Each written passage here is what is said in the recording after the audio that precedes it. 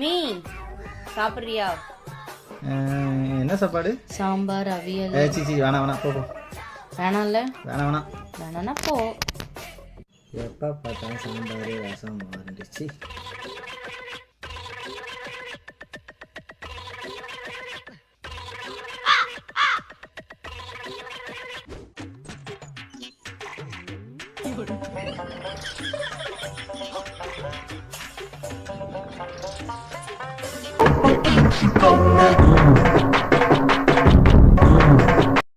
அட பாவி, வேணாம் வேணாம் அமுக்கிறத பாரு.